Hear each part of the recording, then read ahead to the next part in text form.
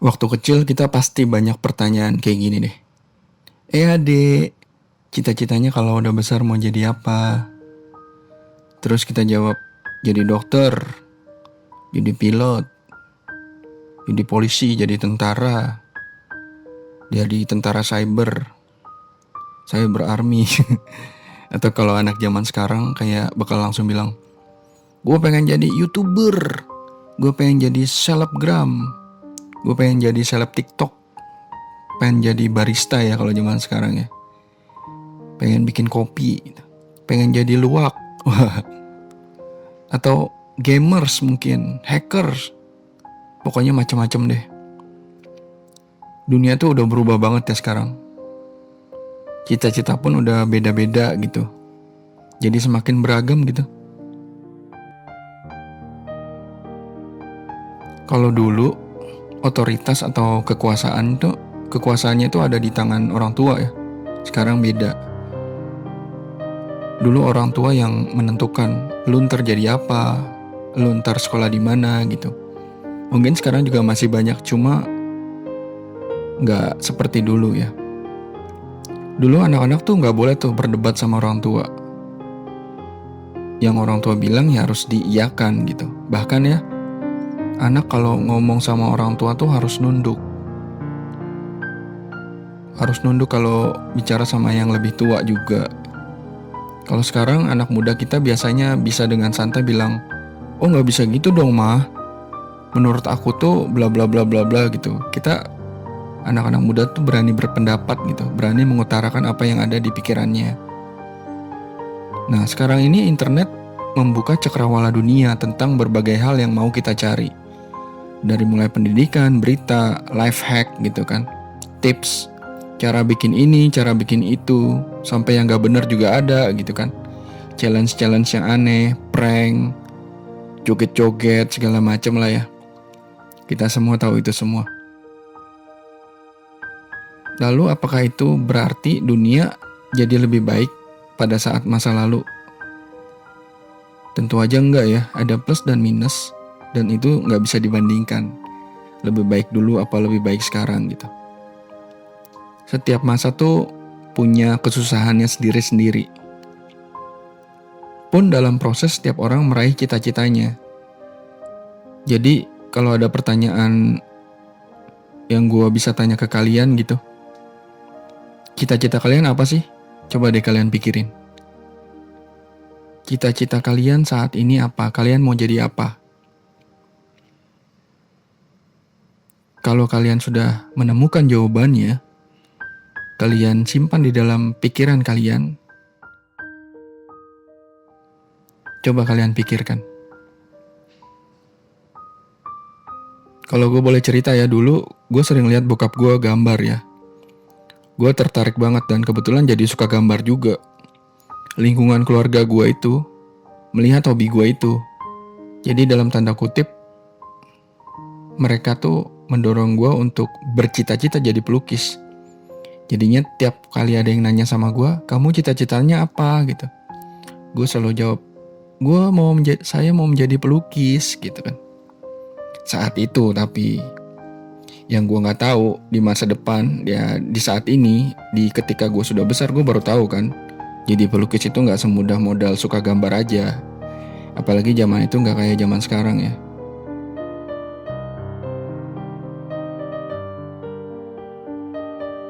Seiring bertambahnya umur sama pengalaman, akhirnya gue malah jadi graphic designer ya saat ini. Ya mirip-mirip lah, sama-sama membuat karya gitu. Tapi kalau gue pikirkan cita-cita gue di awal sama yang terjadi sama gue, hal yang gue sadari adalah cita-cita itu bisa bergeser loh, atau bahkan berubah seiring bertambahnya usia kita. Bahkan lu gak akan pernah tahu arah jalan hidup lu sampai di titik lu baru sadar udah berjalan menjauhi cita-cita lu. Bingung ya? Maksudnya gini, cita-cita kalian akan dipengaruhi oleh lingkungan, apa yang kita lalui, orang yang kita temui, apa yang kita baca, apa yang kita dengar, lingkungan tempat kita bergaul, dan setiap informasi yang kita terima. Itu bakal mempengaruhi bagaimana kita berpikir dan menentukan cita-cita kita nantinya.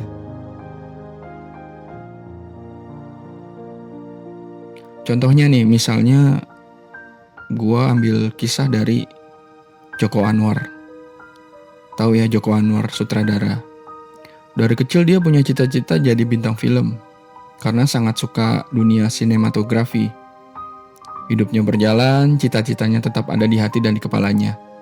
Jadi dia mau jadi bintang film gitu di pikirannya. Tapi proses hidupnya dia tuh nggak menuju ke sana. Nggak menuju ke cita-citanya, malah menjauh. Di kuliah, dia ambil jurusan teknik penerbangan. Jauh banget kan dari film. Nggak ada hubungannya. Lalu akhirnya dia juga bekerja jadi wartawan. Sampai akhirnya ketika jadi wartawan itu, jalan hidupnya dia tuh mengembalikan dia lagi ke jalur mimpinya. Saat dia jadi wartawan, dia nge-review film-film baru gitu. Di situ ketemu sama orang film, ngobrol-ngobrol, dan akhirnya orang film tahu dia punya kemampuan, lalu jadilah dia sekarang jadi salah satu sutradara terbaik di Indonesia saat ini.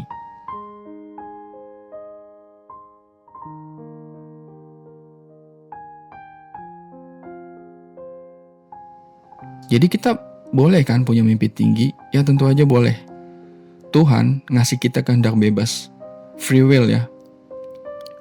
Tuhan tuh ngasih kita kehendak bebas. Pilihan-pilihan yang bisa kita ambil yang menurut kita baik buat kita. Apapun itu. Yang baik, bahkan yang buruk pun Tuhan membebaskan kita. Gitu. Ibaratnya kalau cita-cita kita menjadi tukang copet misalnya. Menurut kalian apa Tuhan akan langsung mencabut nyawa kita? Karena cita-cita kita aneh? Enggak. Dia membiarkan kita mungkin jadi tukang copet. Padahal bisa aja dia nyambut nyawa kita karena dia kan maha kuasa ya. Tuhan tetap membebaskan kita memilih. Juga tentu aja soal pilihan cita-cita.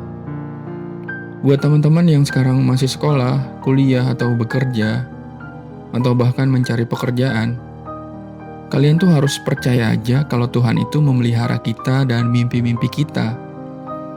Yang harus kita lakukan apa? Ya percaya aja. Jangan lepas mimpi dan cita-cita kita. Asah diri kita di cita-cita yang kita tuju itu. Kalau jalannya menjauh, tetap jangan lepas mimpi kita itu. Maksud gue gini, kalau lo tertarik jadi pemusik, tapi orang tua lo pengen lo sekolah di jurusan ekonomi misalnya, ya gak apa-apa, jalanin aja kehidupan lo sebaik-baiknya. Kalau lo pengen bekerja di perusahaan yang besar misalnya, tapi saat ini lo baru bisa jadi ojek online aja untuk penghasilan gitu, itu bukan masalah. Lakukan aja yang terbaik dari semua yang lo usahakan seolah untuk Tuhan. Dan ya memang semua hal yang kita lakukan memang harusnya untuk Tuhan kan. Tuhan itu hebat kok. Dia itu pembuat cerita yang luar biasa. Lo gak akan pernah menyangka bagaimana dia memimpin perjalanan hidup lo. Sekarang mungkin lo belum ngerasa ya. Tapi nanti saat pengalaman hidup lo udah cukup banyak nih ya, kalian bakalan sadar deh bagaimana penyertaan Tuhan itu gak pernah dan gak perlu kita ragukan gitu. Jalan hidup kita mungkin dibuat berkelok-kelok, naik turun, tapi kok ya ternyata gue dipelihara gitu. Gue aja kadang merasa takjub sendiri akan hal itu. Jadi kalau saat ini di sekolah kita ada anak yang paling bodoh misalnya nih, atau kalian sendiri misalnya anak yang paling bodoh, atau gak menonjol, ya gak apa-apa. Di masa depan nanti, lo akan nemuin teman-teman lo yang dulu, yang berarti yang sekarang ya, lo akan bertemu teman-teman lo yang sekarang ini di masa depan. Mereka yang paling gak benar, mereka yang hidup gak baik gitu, mereka yang gak terkenal, mereka yang sering dibully, tapi kok bisa sukses ya, bisa jadi hebat ya, bisa menginspirasi ya gitu. Banyak banget orang-orang yang hebat yang bisa menginspirasi kita dari latar belakang yang gak akan kita sangka.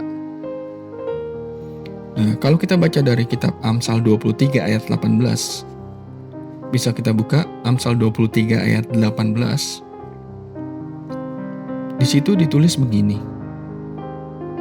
Karena masa depan sungguh ada dan harapanmu tidak akan hilang. Maksudnya adalah masa depan itu ada loh. Setahun ke depan, 2 tahun, 5 tahun, bahkan 10 tahun lagi nih. Tuhan tuh udah nyediain buat lu, buat kalian untuk ada di sana. Cita-cita lu, mimpi-mimpi lu nggak hilang. Itu ada loh di sana. Tapi elunya yang saat ini mau meraih itu nggak gitu. Bekal perjalanan menuju ke sana itu udah cukup belum? Dan bekal menuju ke sana itu nggak mudah loh. Banyak hal yang harus lu lewatin.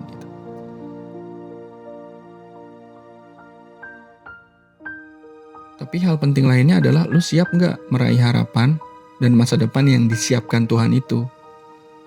Nah sebelum ayat 18 tadi, yaitu Amsal 23, kita ke ayat 12.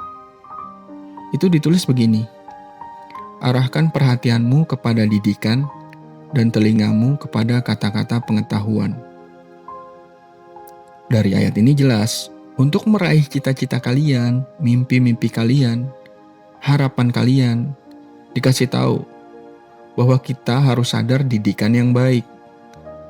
Nasihat orang tua, guru, kakak, temen, atau orang lain, itu semua tuh harus kita simpan gitu buat pembelajaran kita. Ilmu buat kita, pengetahuan buat kita, teguran buat kita. Apa cuma itu? Enggak. Jadi kalau kita baca lagi di ayat 13, isinya begini. Jangan menolak didikan dari anakmu, ia tidak akan mati kalau engkau memukulnya dengan rotan.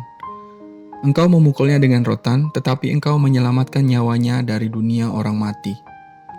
Hai anakku, jika hatimu bijak, hatiku juga bersuka cita.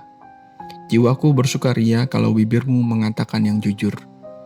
Janganlah hatimu iri kepada orang-orang yang berdosa, tetapi takutlah akan Tuhan senantiasa.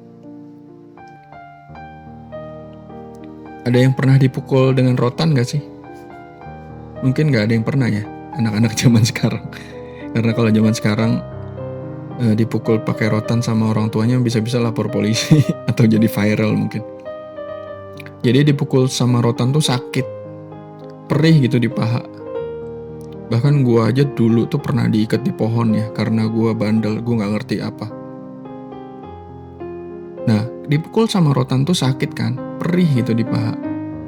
Tapi kita gak akan mati kalau cuma dipukul rotan ya, cuma disabet dikit gitu. Mungkin kita akan sedih doang gitu. Di zaman gue tuh masih normal tuh pukul anak-anaknya pakai rotan. Nah, di sini maksud dari penulis Amsal tuh apa sih? Jadi maksudnya adalah ada kalanya lo akan sakit. Rotan itu adalah kehidupan gitu. Dalam hidup ini lo akan ketemu temen yang mungkin ngebohongin lo, ngerendahin lo. Lo akan mengalami kejadian gak enak gitu.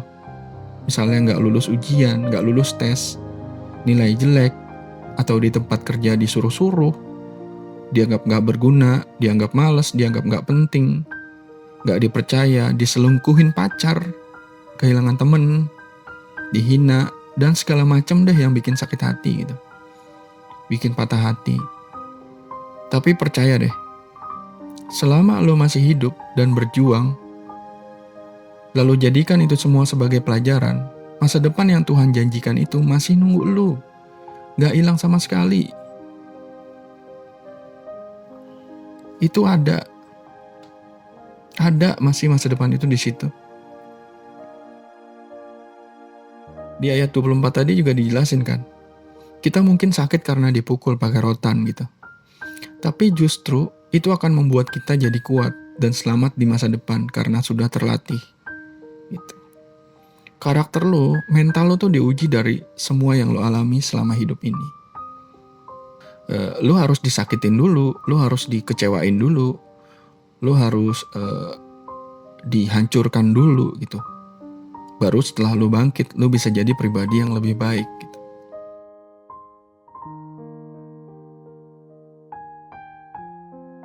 Di ayat selanjutnya ada ayat 15, 16, 17. Amsal juga bermaksud bilang sama kita, gak usah khawatir, gak usah takut. Kalau hati lu baik, lu itu orang yang bijaksana, lu itu orang jujur, gue udah sediain nih masa depan yang baik buat lu.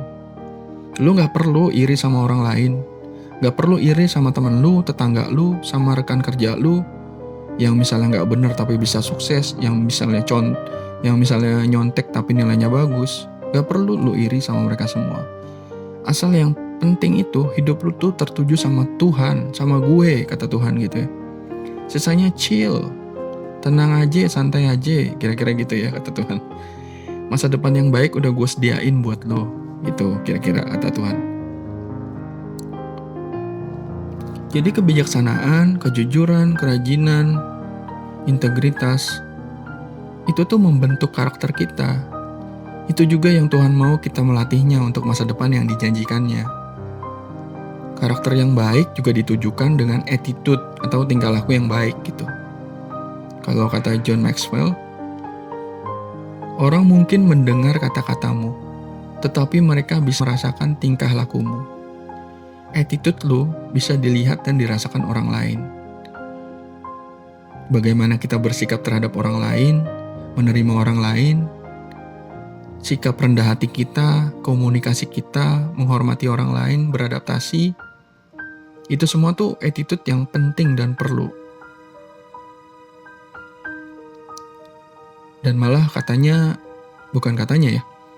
dan malah bisa dikatakan attitude atau tingkah laku ini lebih penting daripada skill atau kemampuan kita.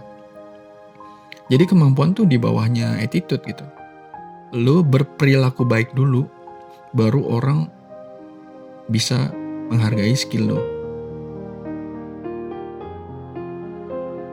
Misalnya ada orang nih gak jago main gitar. Kita bisa melatih dia untuk bisa jago main gitar. Latihan setiap hari, rutin. Dibandingkan orang yang jago main gitar, tapi terkenal gak respect sama rekannya, suka gak datang kalau udah dijadwalin jadi pemusik misalnya. Menurut lo kira-kira yang dipakai yang mana? Ya jelas yang punya attitude yang lebih baik kan. Seseorang itu bisa jadi sangat hebat gak cuma karena kemampuannya, tapi karena punya tingkah laku yang baik gitu. Jadi kalau ada sebuah kutipan kayak, raihlah cita-citamu setinggi langit gitu. Kalian semua harus ingat juga, langit itu tinggi. Dan kalian butuh melatih sayap-sayap kalian agar kuat dikepakkan untuk sampai ke sana. Gitu kira-kira.